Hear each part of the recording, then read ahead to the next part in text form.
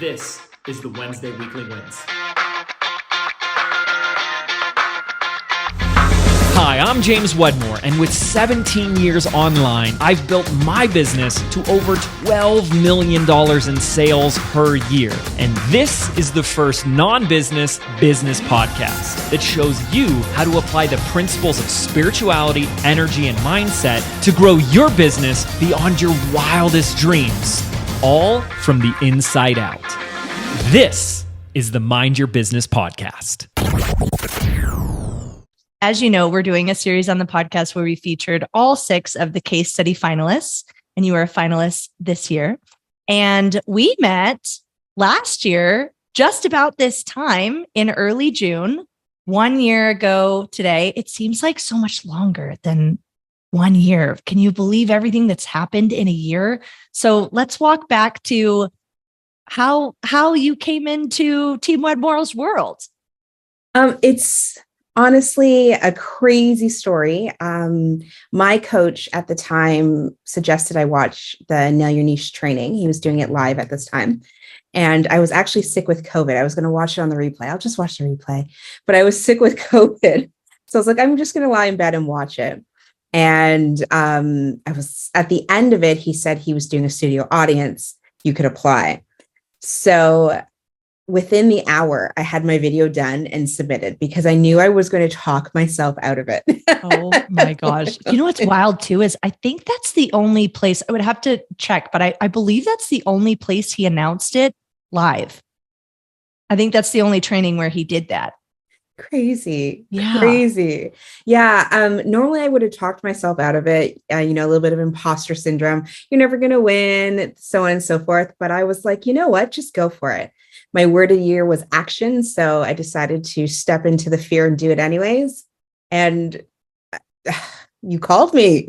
I did. I was on the other side of the receiving. That was my first project on the team, actually, was we've decided we were going to do a live studio audience for the Rise of the Digital CEO, which we did last year. If you didn't know, if you're listening, when James does his launch every year, there's a 3-part live training, the Rise of the Digital CEO, where we go to the studio as the team. And for the first time, we invited 6 people to come into the studio and watch it live. And I was in charge of getting all of those applications, watching all of them. There were many, many, many people to sort through, and selected 6. And Sophie was one of my picks. It was what amazing. Wonderful instincts I have. Right? That energy was just flowing back and forth. Oh yeah. I fell in love with you from the first word out of your mouth. Yes. No. Go ahead. Yeah. Tell me what happened next. So you're coming to Arizona for the Rise of the Digital CEO. Where were you at in your business at that point? You were watching Nail Your Niche. So I'm guessing you were just deciding who you wanted to serve and how you wanted to serve them. Yeah. So I've been in the health and fitness industry for over 20 years. And I had originally worked with women who wanted to lose weight and get into the best shape of their life. And what happened is I got married. I got married in 2019, and I was like, I'm going to go off birth control and get pregnant right away. And that wasn't my story. And as I went through this journey and leaned on my nutrition knowledge, my exercise knowledge, I just became obsessed with researching it. And I remember in December, I guess this would be 2021. In December of 2021, I called my coach and I was like, look, I need to coach women who are struggling with infertility. And so then January came around, and then Nail Your Niche came. So I had just started on Facebook. I had 63 people on my email list when I came to Rise. Like I was just brand new in the business. And so let's talk about the experience of Rise of the Digital CEO, because it was unique being part of the Super 6 is what I called them. The 6 people that were there with us live. What did you uncover in that time? It's about, it's a 3-part training. So for those who are just watching the lives, it's 3 days, but for you all, because you were in it, it was more like 7 to 10 days of being immersed in this world of Rise of the Digital CEO. What broke open for you inside of that time? Well, so I had to leave home.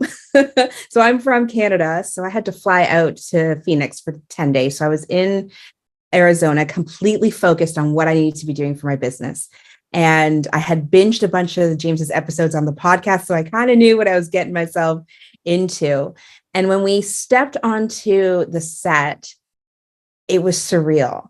And then being that close to James and just seeing how his brain works live and being able to interact and ask questions, it blew my business up. There was like a roller coaster of emotions between, oh my gosh, I can do this. This is going to be amazing. I can execute everything, to, oh my gosh, really? You're really going to put that number down? You're really going to say that you're going to make 100K in a year? To, oh yeah, this is possible. Why can't I do this? And the more you go through Rise, the more that you lean into the power of abundance and who you are and who you're meant to be. And I really feel like the training took me from just kind of dabbling in my business and having this idea, really to, you know what, this is possible for me. Let me step into that. I mean, James has a contagious level of positivity and possibility. So when you're in the proximity of him, it's hard not for that to rub off. He's just like, what are you talking about, Sophie? That could totally happen. Write it down. 100%. 100%. Yes. I had stuff come up that I didn't even know was there. That kind of blew up, some money stories. I was like, oh, okay, we need to work this out. Like, I feel I had gone in with one vision of what was going to happen, and it took me in so many different areas through the whole training, and really stepping into, I can do this at the end of it. Let's talk about that for a minute. What's a belief that was operating in the background that you weren't present to that's actually holding me back? And then when you saw it, you were like, oh, well, of course, I'm not taking massive action in my business if that record's playing in the next room. It was all about money. If you don't work hard, you can't make the money you want. And here's this man telling me that I only have to work as many hours as I want to work in my business. And I'm like, well, 5 hours a day. But I have this story that says, no, only the people that work the hardest make the money that they want to make. Right. Yeah. And it was just kind of like, there's another way. This isn't. Yeah, that's an interesting one to pick too, because that's definitely the one that James set out to debunk when he was in his early 20s. That's what he was raised with. That's the model he grew up with. And that was operating inside of him of like, I gotta shake this one loose so that I can create my dream life and not feel like I just have to constantly be on that hamster wheel of taking action, going to work, putting in the hours, and hard work equals success. 100%. And I didn't realize how much it was holding me back until I was in that training. And I think it was around day 2 of the training. Yeah. When he starts doing the identity breakthroughs. Yes. Yes. Okay. So, what happened? Obviously, after the training, you made the commitment to join Business by Design. Tell us what happened inside of your business after that. Well, I want to say business is completely tied to life. So after that, I landed in Toronto, and I was like, I am going to do amazing things. James, take my money. I am in it. And then my life sort of turned upside down. And the closest person to me, my dad, got sick. So I actually was working through BBD, but I wasn't, I want to say, mentally invested in it at that time. Fully present. Yes. Right. I had done a few lessons, tapped into it. And it wasn't until December where I was like, okay, my dad had already passed, and then I was grieving, and I was like, I'm going to go all in on this. He told me that go for it, go in on yourself. And I did. So starting in, I want to say November, I kind of picked it back up and dove right into it. And what I realized is BBD is like this library of information, and you really only need to check the books out that you want to use. You don't have to metaphor. Yes, you don't have to check out the whole library. So I was like, okay, there's 63 people in my audience. I need to build an audience. So I went all in on getting on TikTok, and I built my audience. And now I'm just sitting under 10,000 people. And fun fact, I'm now being impersonated. So super win. And wait, tell me about this. What's happening? someone, so I'm going to say it's either one person or three people, because there's 3 accounts with my exact name. They've downloaded my videos. Oh my gosh. You've made it. Right? There's faux Sophies out there. Yeah. Sophies. A couple of people have messaged me and said, there's someone impersonating your account. So now I have to make a TikTok saying, I'm not asking for your banking information. I'm not. Wow. Yeah. But I've made it. I remember calling you the first time I had seen one of your TikTok videos and going, Sophie, this is where you need to be. This is the platform you need to be on, because you're so natural in front of the camera. People are going to TikTok to get short bursts of information. If I wanted information on women's health or fertility, typing that into the search bar and grabbing little snippets of videos and you going like, are you sure? I don't know. Am I good? Do you like them? You think it's good? And I was like, you better go all in on these TikTok videos. So tell us what happened once you leaned into TikTok, and then how you monetized that.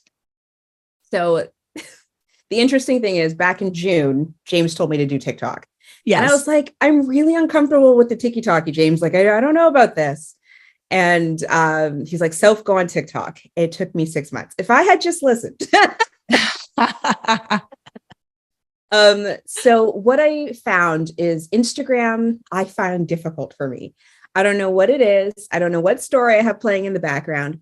But with TikTok, I just pick up my phone and I speak. And it feels natural. It feels home. It's not hard work. It's really easy for me. Mm-hmm. So once I just started picking up my phone, it just started growing and building. And people started messaging me and asking me, do you do coaching clients? Do you do one-on-one? And I accidentally, on purpose, universe aligned, announced a monetize before you make it on TikTok. One day, I think it was end of January, I was just like, you know what? I need to do a revenue generating activity. Let me just try this script. And I had been talking about ovulation and my numbers were growing. People were loving the ovulation content. So I said, hey, everyone, I've been getting messages about ovulation. I'm going to offer a training in it. If you're interested, send me a DM. And my membership, it turned into a membership. It blew up. I had my VA responding to messages at night. I was responding to messages during the day. It was insane. It was insane. How many messages were you getting off of that one video? So I ended up having to turn off the comments. I had over 300 messages. It was 300 off of one. Wow. Yeah, it was insane. But we didn't have things like ManyChat. Yes. And now we have, now we're using ManyChat and Instagram, where you go like, oh, just comment ovulation, comment fertility, and I'll send you a link or I'll respond to you in the DMs. Right. And this was very, very organic. Just like did you say send me a message on TikTok if you're interested? Yeah. Yeah. Okay. So with that ease of the experience, what did you learn out of that? Like because I know you had been in a place of, dare I say, overthinking, of like, I'm not going to take action until I'm certain that this action's the right way. And should I invest in this? And what if, and maybe my attention should be over here. And then just picking up your phone, starting to do TikToks, having the videos that you're doing going viral. And then suddenly you've got 300 messages in your DMs saying, I'd like to work with you, please. What did you learn out of that? Just do it. I was spinning. Everything had to be perfect. Everything had to be done. I needed to build a waitlist page, and I just did it. And magically it all worked out. Just take action was the biggest lesson of 2023 for me so far. Just take the next step. Just do it. Don't talk yourself out of it. Don't keep putting it off, because if you do, then you'll never get data. If I hadn't have done that training, then I wouldn't have known that ovulation is something that I need to dive into. Yeah. Gosh, that's such a theme with people doing monetize before you're making. Actually, just on the last podcast that came out well, by the time this one releases, it'll be a few weeks prior. But I kind of quizzed James about why do you encourage people to do monetize before you make it when they've got something new? Because some people, when they have something new, they just think, I'm going to open the doors and get as many people in as possible and forget about doing the beta. This is a great product. Let's do 100 people in the first course. And James really encourages people to hone in on start with 10, start with 20, where you have a small group of people and you can workshop the content because of this reason. There might be something out there that people really want to learn from you that didn't come to mind straight off the bat of, oh, I think I'm going to really nail my niche into this segment of because fertility is a whole world, right? It's like there is so much that you could talk about. It can be exercise and diet and supplements and lifestyle and sleep cycle and an ovulation and natural family planning. And there's just an entire world and universe. And so, yeah, that's helpful to hone in on where am I going to start with my niche being? And then you don't have to stay there. That's just the entry point. And what's interesting about that is I've done 5 other sort of monetize before you make it, and none of them have taken off or even gotten the responses I was looking for. That has shown me that that's not where my audience wants to go. Yeah. And then you adapt to like that's James's quote, you attract your audience and then sell them what they already want. Your people want to learn about ovulation. 100%. And if I hadn't have done the ovulation monetize before you make it or shot across the bow, then I wouldn't have known that. And if I hadn't have just taken the action, then I might be spinning my wheels still now. So for those listening, shot across the bow, if you don't know, this is what James calls where you go live on your platform. That could be whatever you had, Instagram, TikTok, podcasts, and you say, hey, I've never done this before, but I am an expert in X and I want to teach X to a small group of people and I'm opening the doors for the first time. This is what you can expect. This is what you're going to learn. Send me a message if you're interested. And it's simple and it's short. And he gives you a script of how to do that. And then what you're doing is you're opening the doors and attracting people that want to learn what you want to teach and what you want to offer. So Sophie does this in November. And then fast forward to June, and she is one of the 6 case study finalists for Business by Design in this last year. And just to give context, there are hundreds of people who submit their stories. I mean, there's 8,000 members inside of Business by Design. So every year when we open the case study contest, there's thousands, tons of people applying and telling us their success stories. And then we whittle it down to a smaller group. And then the Business by Design community votes on the finalists. And then they vote again on for the winner. So Sophie's selected out of the group of hundreds to be one of the 6.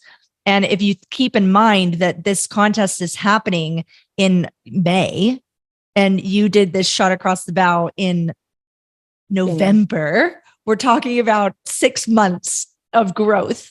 So what happened from November up until June? So the shot across the bow went out in January. But wow, even shorter. Yeah. Oh my gosh. So you started the TikTok in November. I did. And then you did the shot. Oh my gosh. So 4 or 5 months is what we're talking about here. Yeah. Wow. I then went all in on audience building. And I decided to do a quiz. And within 6 weeks of me doing my quiz, I took my list from 63 people to 2,500 people. Whoa. Because I just tapped into that ovulation, what my ideal client was feeling and what she was going through. And I couldn't believe the results on the quiz. It blew my mind. From there, from the quiz, now my membership is launched with this shot across the bow monetize before we make it that we did. So I've been just building content for that, interacting with my members. I just released recently another monetize before you make it because I'm pregnant after 40 years of trying. And I basically said, I announced it to 36 people on my TikTok live. and just said, hey, I am building this course, the Heal to Conceive system. And I'm going to walk you through the step-by-step process of what I did from December to March to get my 2 pink lines.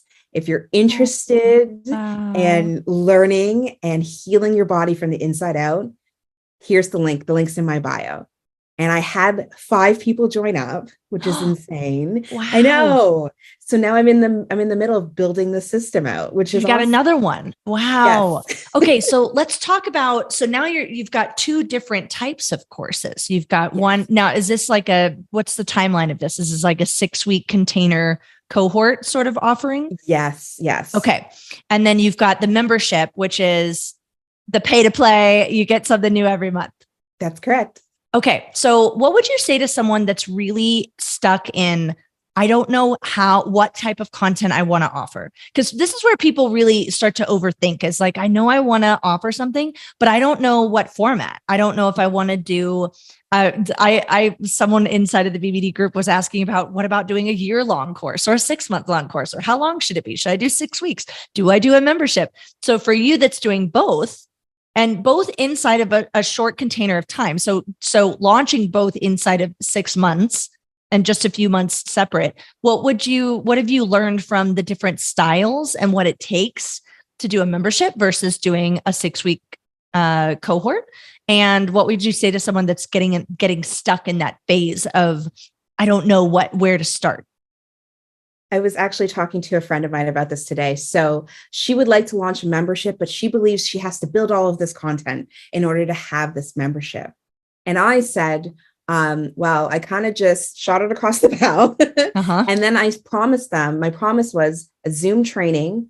They'd get the recording in the portal, a live Ask Me Anything, and access to me in the Facebook group.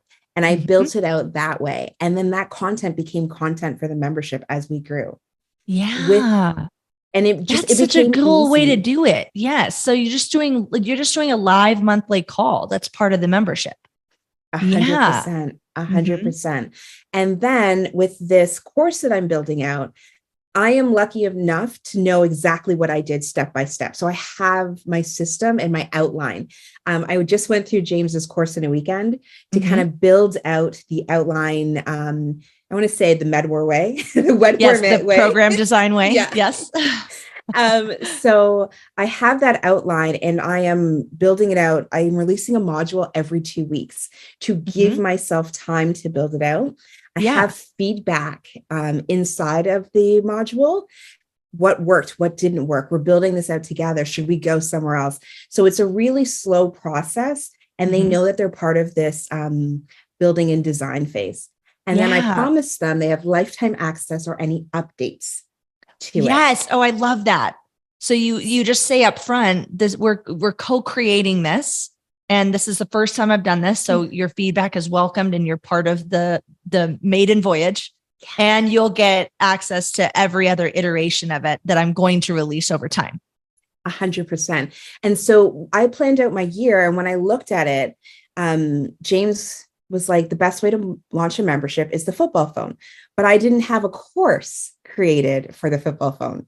So this is my way of creating the course for the football phone. So then all roads lead to membership by the end of 2023. So cool. And for those listening, the football phone is where you have something, an offering that you've had that's been usually sitting on the shelf.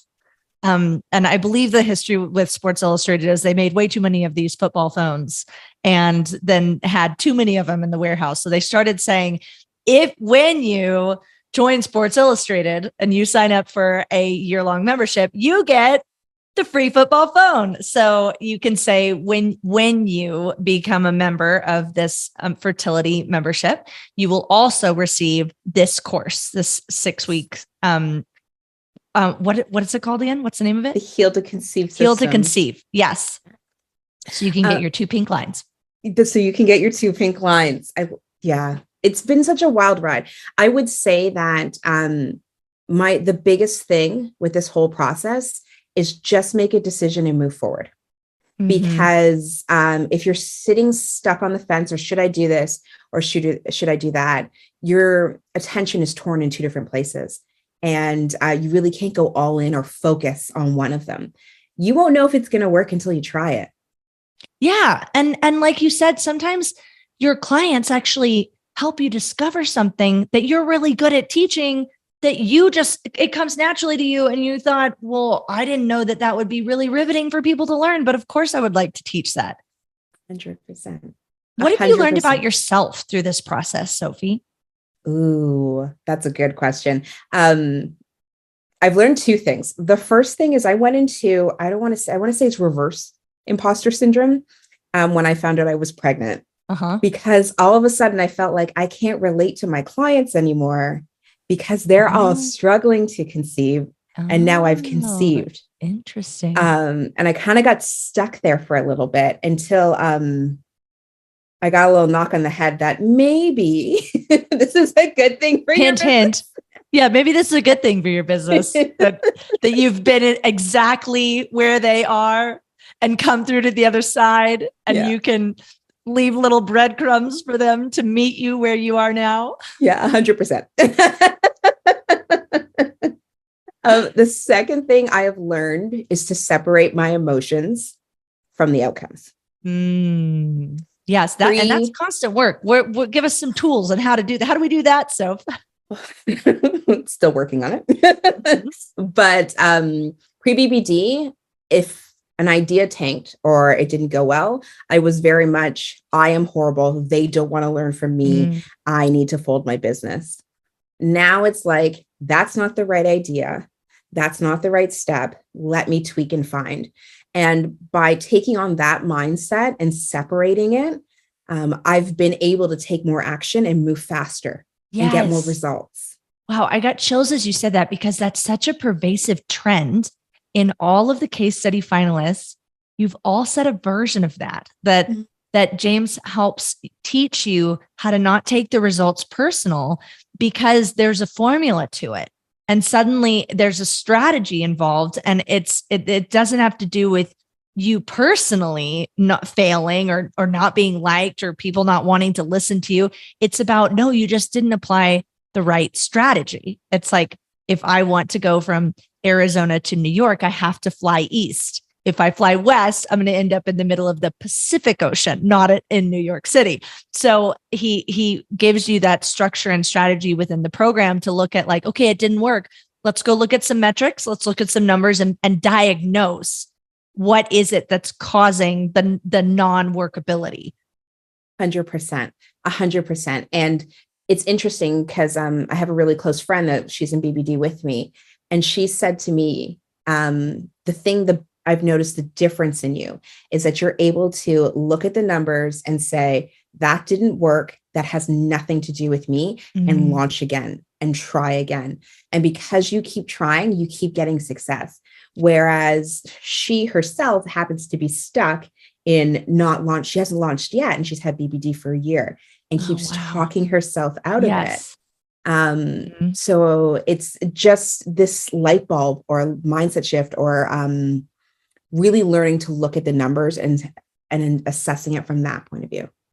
Was there anything that you said to yourself internally to turn off that part of you that was scared to take an action and have it not work? Because you in June, you went home and you were all in, and then everything that happened with your dad, which is so understandable. And I think regardless of what, if people are struggling with that particular circumstance, it's really, even as a metaphor of life was lifing and something happened.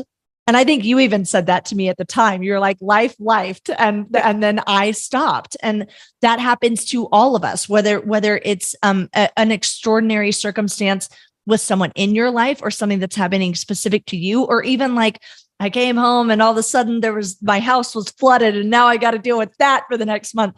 There's always something that can get in as a barrier to taking action. And then something happened. One, your dad saying, you got to go for this. And I give you my blessing. I give you permission. So thank you, Dad, for that. But also, was there anything internally that you said to yourself to give yourself permission that even if you took action, you're going to be okay? What is the worst that's going to happen? We're going to be right where we are now. We're going to have nothing. You know what it was? James said that if you already have the dream, then it's meant to happen. Mm. And so my mantra became, this is going to happen. No matter what, this is going to happen. And no matter how dark it gets, just keep moving. Like the sun always rises. So you got to get up. You got to keep going. And there were a couple of days where, life lifed and being an employee looked really good. It looked really, really good. And I knew my soul was called for more. And just take the next step. Just take the next step. Just keep going. Just keep going. So that was what I kept saying to myself. I have on my wall, next step. That's it. Next step. Just the next one. Oh, yeah. That got me. I'm tearing up listening to you say that, because that is what a powerful gift to give yourself the belief that if the desire exists within me, it came from a place of the universe calling me towards that, and it is meant to happen. And what is required of me is just unshakable faith that if I keep taking a step forward, the universe is going to come and meet me right in the middle. That was it. Just take the next step. And it's not going to be perfect. It's not going to be perfect. Yeah. And what, in the moments of it not being perfect, have you also learned things that have propelled you forward? Yeah. Actually, I went to a training and someone said, look, there's going to be spelling mistakes. If you're upset about my spelling mistakes, then you need to leave the training. And it was in that moment, it was kind of like, oh, it doesn't have to be perfect. Like, yeah. Like, I'm just going to own who I am and take the next step. And I haven't had very many spelling mistakes.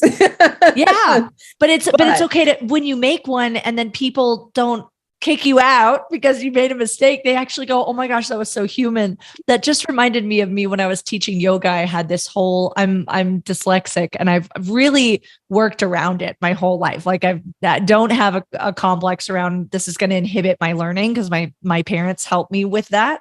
My mom's dyslexic, and it was like, this won't slow you down. But when I started learning yoga, I was very challenged by right side, left side, because my brain flips them all the time. And I was thinking, I don't know if I'm going to be able to remember the sequence of what I did on the left and right. And if I mess it up, people will never come to my class again. And I remember the first time I went, oh, and we skipped a pose. So hold on a minute, got to go back. We're going into side angle. And everyone just kind of giggled and went with it. And then after the class, someone was like, that was actually so authentic for you to do that. And it gave me permission. I've been stressing out about missing poses, and I saw you correct a mistake in a very graceful, funny, endearing way. And it gave me permission to do it too. And I walked out of that class and went, oh my gosh, wow. In that moment, I was like, don't beat yourself up, Jenny. It's okay. Just be fun and playful with it, and maybe they'll forgive you. But I had no concept of this is going to help someone else be brave. And I think it's like Brene Brown writes about the gifts of imperfection, that even in these imperfect stumble moments, there can be really huge gifts available to us if we just stop beating ourselves up about the spelling errors. Right? Yes. We just stop beating ourselves up.